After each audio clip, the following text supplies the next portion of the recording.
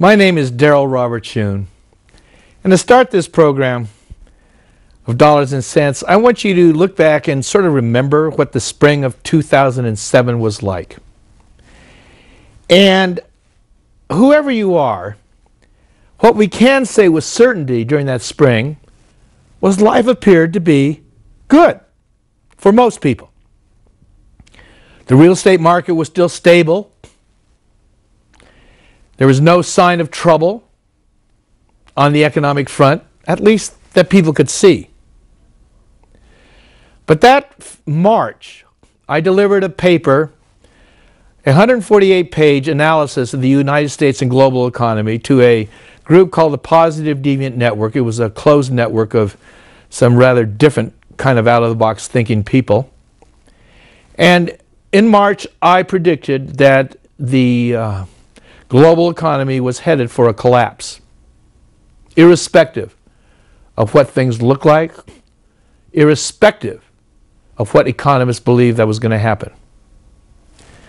Shortly after I presented that paper, I put the paper up on the web as a book called Time of the Vulture, How to Survive the Crisis and Prosper in the Process.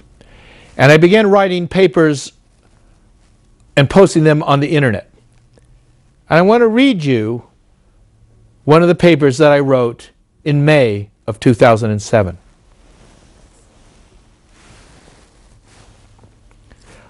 The article was called Subprime America Infects Asia and Europe. It was written on May 7th, 2007. As the United States real estate market collapses, it was beginning to come apart slightly. Questions about subprime mortgages and those unable to pay are in the news. These are not inconsequential questions. Over $1.5 trillion worth of subprime don't ask, don't tell mortgages were issued and are now beginning to default.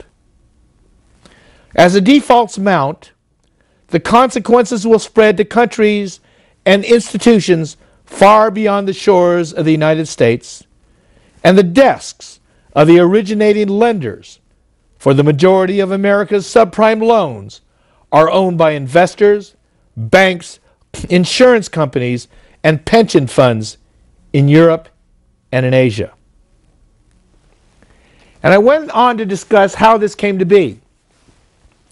How trillions of dollars in mortgages had been issued to people who either fraudulently filled out a loan application or put in a loan application that the originating lenders didn't look at, called Don't Ask, Don't Tell. Now, millions, in fact trillions of dollars of mortgages were loaned by bankers. Remember the banker then? Picture of somebody looking over your loan portfolio, your thing, seeing if you had cheated or lied or something. And in those days, they just didn't care. You could be a 28-year-old kid working at the Circle K, and you could walk in and get a $350,000 mortgage with no down payment on anything you wanted. They didn't take leave of their senses. They knew they could sell these to somebody else unsuspecting because they had been given a AAA imprimatur by the credit rating agencies. But the credit rating agencies couldn't have done this unless they had the okay of the United States Federal Reserve and the United States government. This was a confidence game being played on unsuspecting people in a last-ditch effort to try and keep the U.S. economy afloat for one more bubble. Well, at the end of that article that I wrote in May 2007, I want to read to you what I had written. If that bubble collapsed. If America falters and falls, the consequences of such will be felt around the world. Today, afternoon tea and scotch flow freely in the city. That's the bankers' shorthand term for London. as does dim sum in Hong Kong and Shanghai, and sushi in Tokyo, around their respective bourses, the stock exchanges. Soon, however, the risks that have lain dormant beneath globalization's foundation are about to erupt, and a reordering of the world's financial geography is about to ensue. It's spring 2007, and the sun is shining in the United States. Backyard barbecues are being cleaned in anticipations of summer's use. A severe financial crisis, however, is in the offing. A crisis as unexpected as the Golden State Warriors' last-minute streak to the NBA playoffs. An unexpected financial crisis, however, will be much more consequential than Don Nelson's magical resurrection of the Warriors' NBA hopes. There at least, the Warriors will have a fighting chance. But because most people don't know a financial crisis is in progress, they will have little chance of survival. This summer, America's subprime CDOs are coming home to roost, and not just to the U.S. That's how I ended that article that I written in May 2007.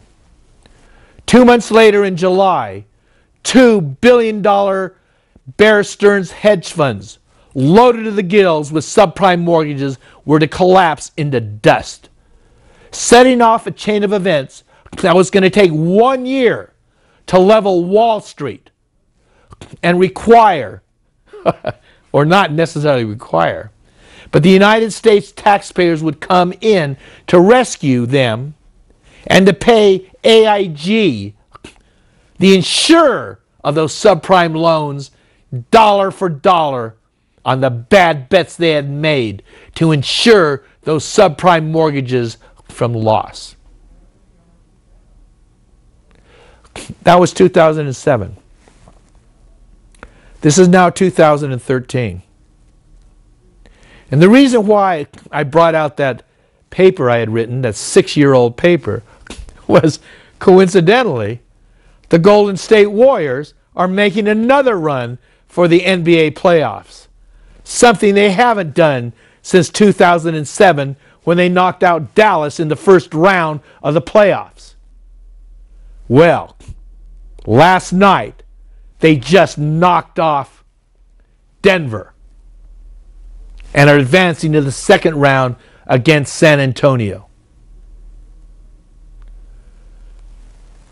The 6-year hiatus of the Golden State Warriors from the NBA playoffs is only one of the things that have happened since that spring of 2007.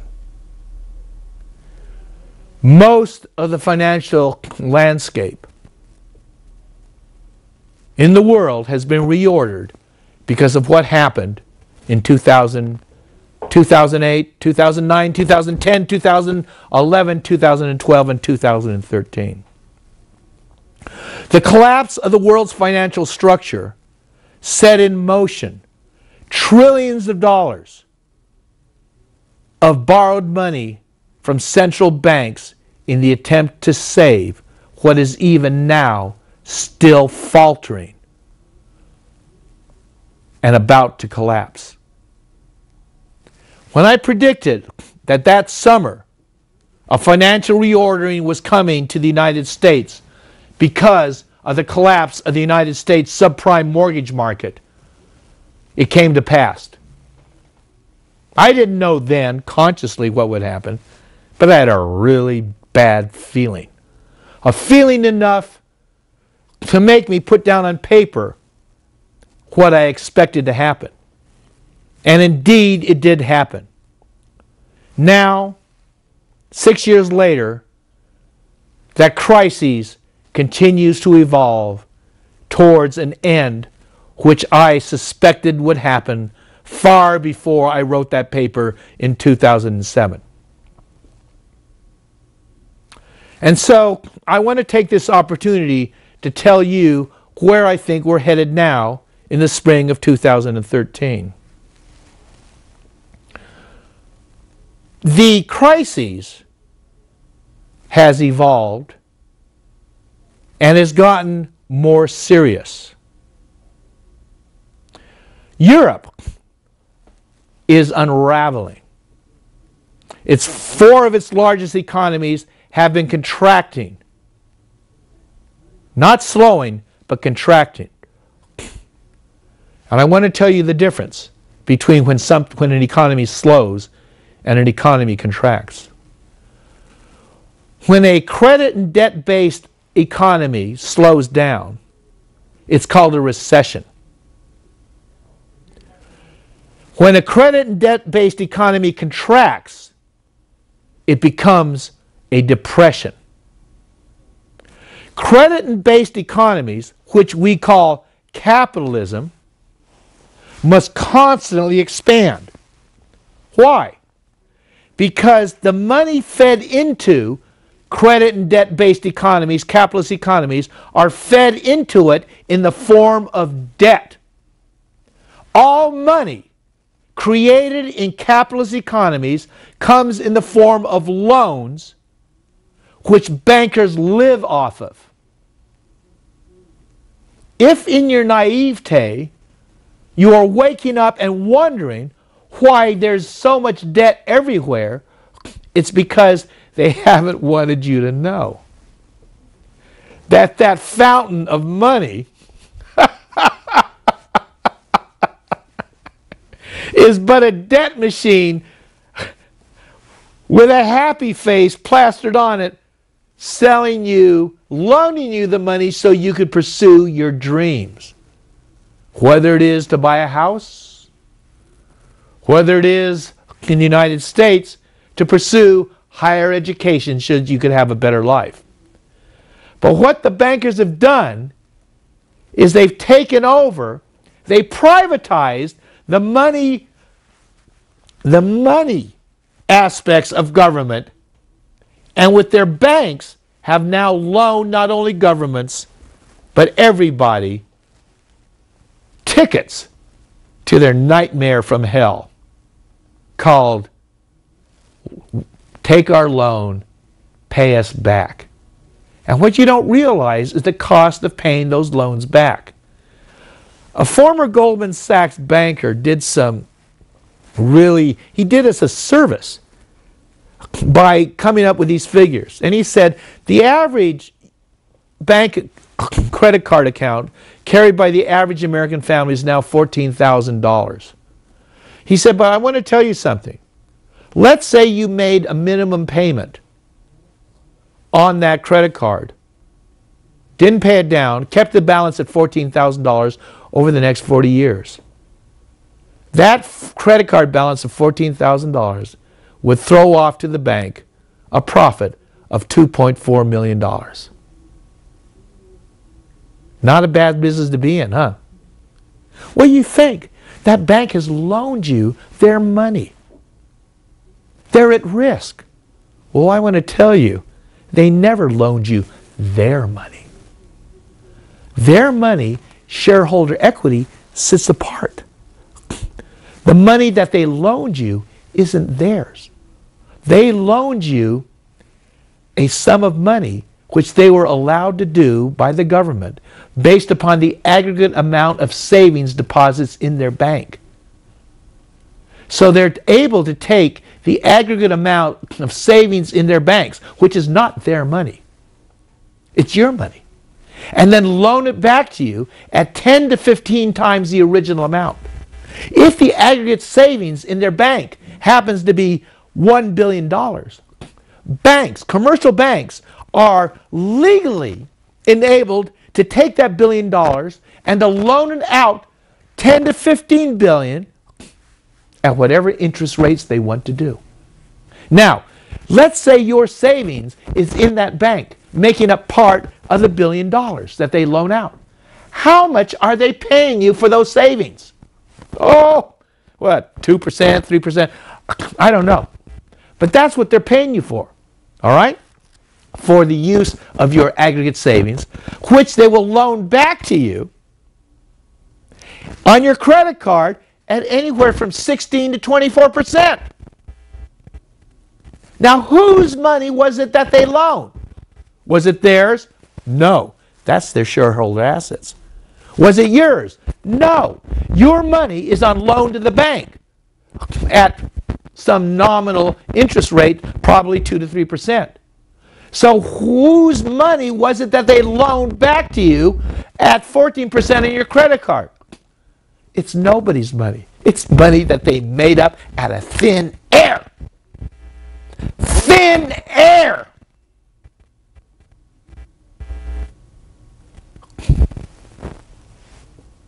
This is capitalism.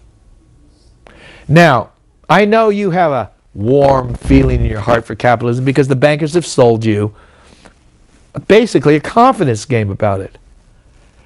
I've always said communism was the best PR device that capitalism ever had. Communism made capitalism look wonderful. And I tell you, compared to communism, capitalism truly is wonderful.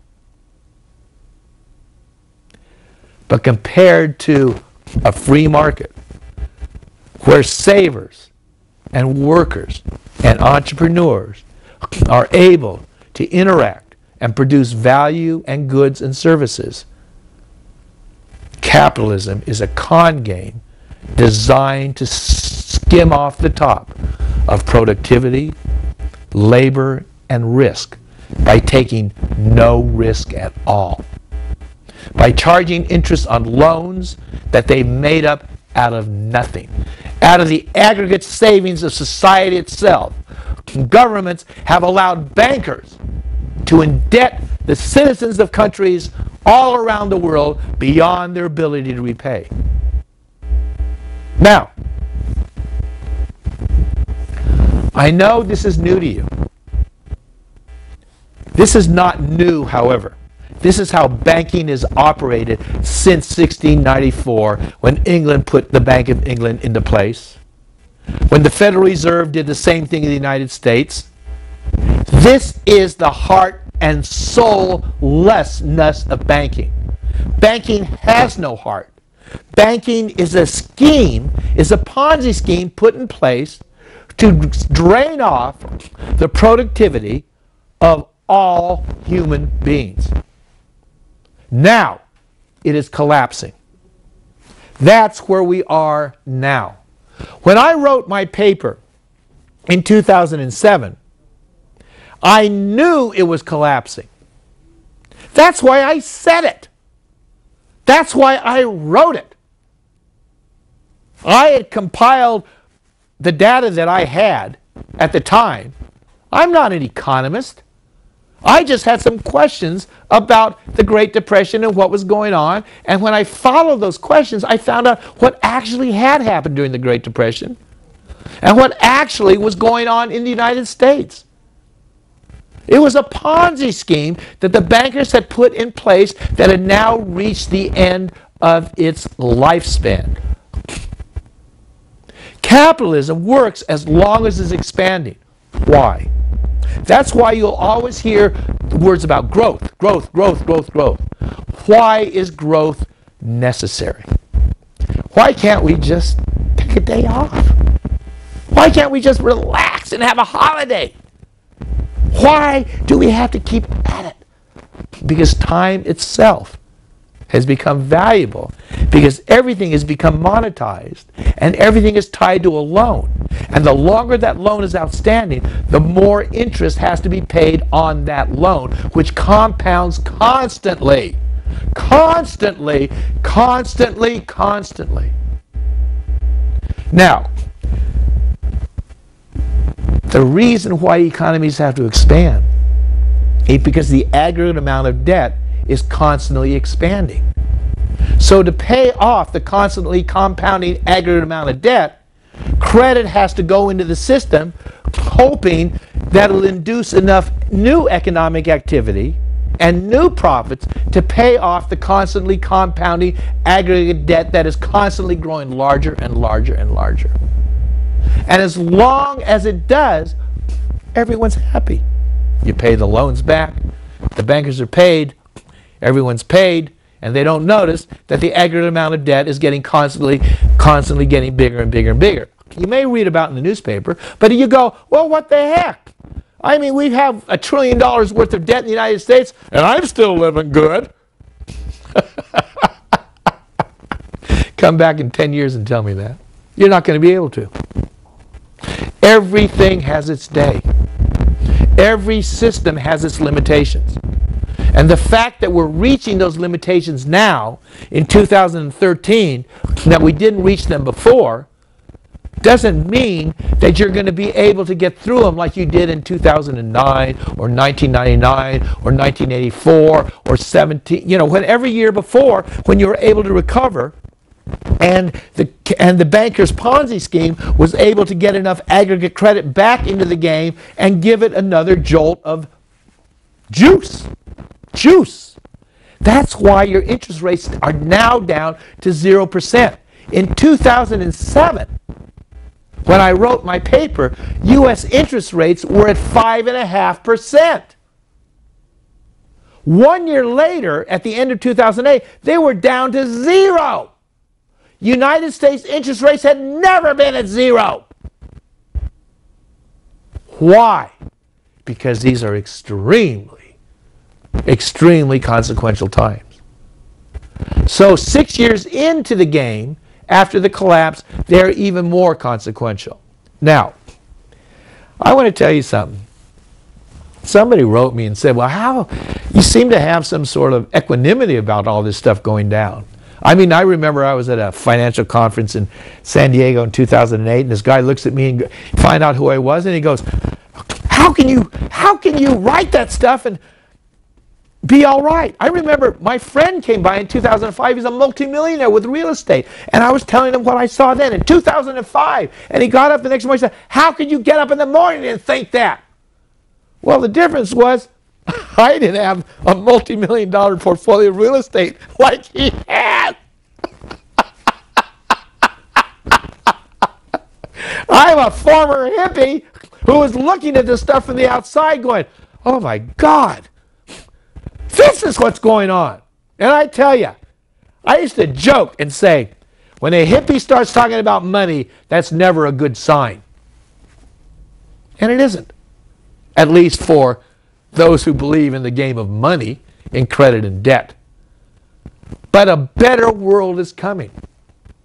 That's what keeps my spirits up. Only out of the collapse of this present system is your debt servitude ever going to change. Only out of the collapse of a game in which you are trapped beyond your wildest imaginations can you get out and once again have the kind of life that the forefathers of this United States set in motion when they knew that they could not allow central banking to take hold in the United States. Well, we betrayed this country in 1913. And I know the Republicans, some of them, want to blame it on the Democrats. Woodrow Wilson, who went for the forbidden fruit, they told him, hey, Woodrow, you let us put this through, we'll give you the League of Nations. We'll let you into the dream. You'll get this dream of the world united. Just sign this piece of paper and let us have this private bank. Well, you know, his dream was so big that he went for it and realized later he had been hornswoggled. But Woodrow Wilson is no different than you, who thought that you were going to be able to beat the game of credit and debt. The bankers themselves are their own victims. But you know what? The bankers are going down. And when they go down, we're coming up.